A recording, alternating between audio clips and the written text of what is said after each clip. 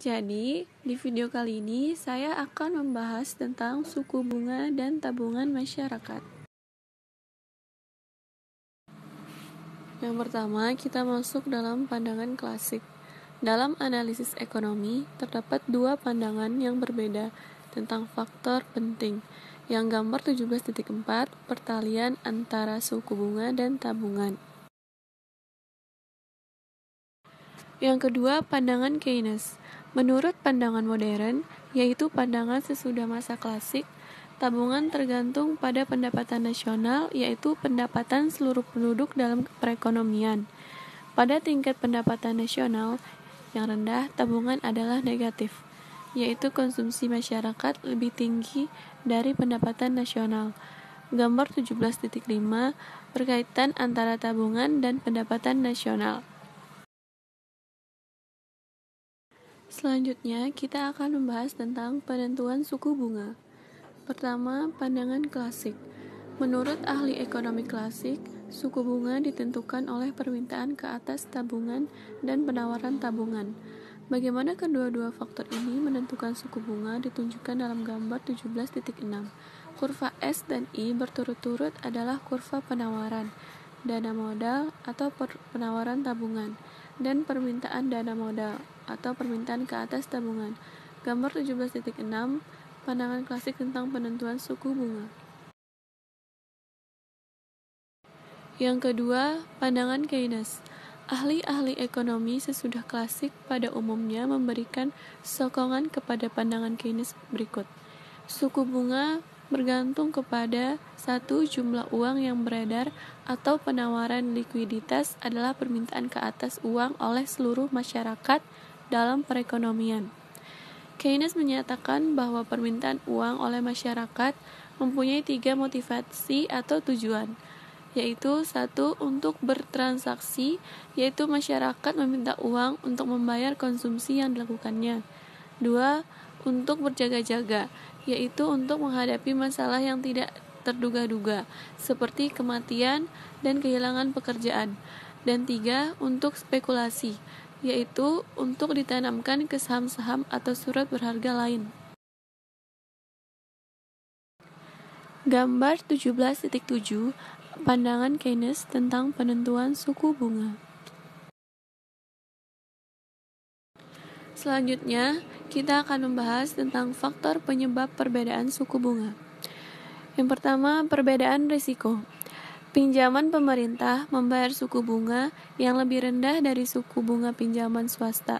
Walaupun begitu, pemerintah masih dapat memperoleh pinjaman yang diperlukannya karena risiko dari meminjamkan kepada pemerintah adalah sangat kecil. Yang kedua, jangka waktu pinjaman. Semakin lama sejumlah modal dipinjamkan, semakin besar tingkat bunga yang harus dibayar. Salah satu sebab dari keadaan ini adalah karena risiko yang ditanggung peminjam akan menjadi semakin besar apabila jangka waktu peminjam bertambah panjang. Yang ketiga, biaya administrasi pinjaman. Jumlah dana yang dipinjam sangat berbeda, sedangkan biaya administrasi untuk memproses pinjaman tersebut tidak banyak berbeda. Apakah sesuatu perusahaan meminjam 100 juta atau 10 juta, biaya administrasinya adalah sama. Maka, diukur dari sudut biaya administrasi untuk pinjaman per rupiah. Pinjaman sebesar 10 juta akan menelan biaya yang lebih tinggi dari pinjaman sebesar 100 juta. Selanjutnya, kita akan membahas tentang suku bunga nominal dan suku bunga real. Di dalam meminjamkan uang, pemilik modal bukan saja harus memperhatikan suku bunga yang diterima, tetapi juga tingkat inflasi atau presentasi tahunan kenaikan harga-harga yang berlaku. Apabila tingkat inflasi adalah lebih tinggi dari suku bunga, pemilik modal akan mengalami kerugian dalam meminjamkan uangnya karena modal ditambah bunganya. Nilai realnya adalah lebih rendah dari nilai real modal sebelum dibungakan. Selanjutnya, pendapatan para pengusaha, yaitu keuntungan. Dalam kegiatan perusahaan, keuntungan ditentukan dengan cara mengurangkan berbagai biaya yang dikeluarkan dari hasil penjualan yang diperoleh. Biaya yang dikeluarkan meliputi pengeluaran untuk bahan mentah, pembayaran upah, pembayaran bunga, sewa tanah, dan penghapusan atau depresiasi. Apabila hasil penjualan yang diperoleh dikurangi dengan biaya-biaya tersebut, nilainya adalah positif, maka diperoleh keuntungan. Selanjutnya, sumber keuntungan ekonomi, yaitu keahlian keusahawanan. Seperti juga upah, sewa, dan bunga, keuntungan adalah pembayaran ke atas jasa yang diberikan oleh suatu faktor produksi. Keuntungan merupakan pembayaran kepada keahlian keusahawanan yang disediakan oleh para pengusaha. Keahlian keusahawanan tersebut akan digunakan para pengusaha di dalam membuat keputusan-keputusan berikut. Yang pertama, menentukan barang apa yang perlu diproduksikan dan dijual ke pasar, dan berapa banyaknya. Dan yang kedua, menentukan cara memproduksi yang terbaik dan kombinasi faktor-faktor produksi yang paling efisien dalam memproduksikan barang tersebut. Selanjutnya, keuntungan adalah pembayaran terhadap risiko. Mendirikan dan menjalankan kegiatan perusahaan adalah kegiatan ekonomi yang dipenuhi oleh berbagai risiko. Tidak terdapat jaminan bahwa suatu usaha berhasil.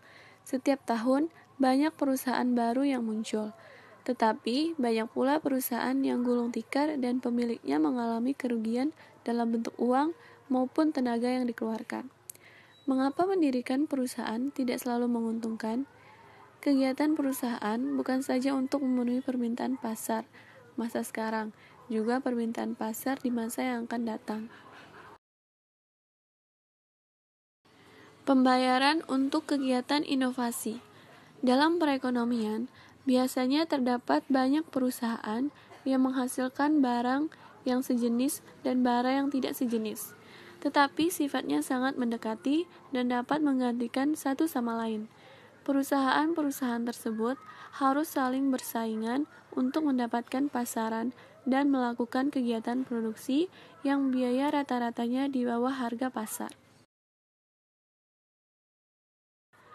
Nah, yang terakhir, sebagai akibat kekuasaan monopoli.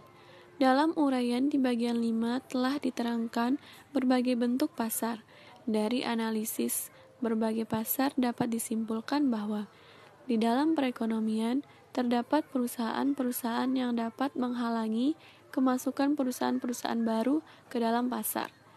Sebagai akibatnya, untuk beberapa barang tertentu, hanya terdapat beberapa perusahaan atau ia terdiri dari satu perusahaan saja.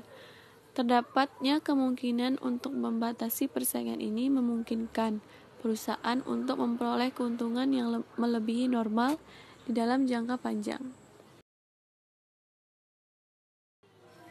Demikianlah penyampaian materi dari saya. Jika ada kesalahan kata atau kalimat, mohon dimaafkan. Sekian dan terima kasih.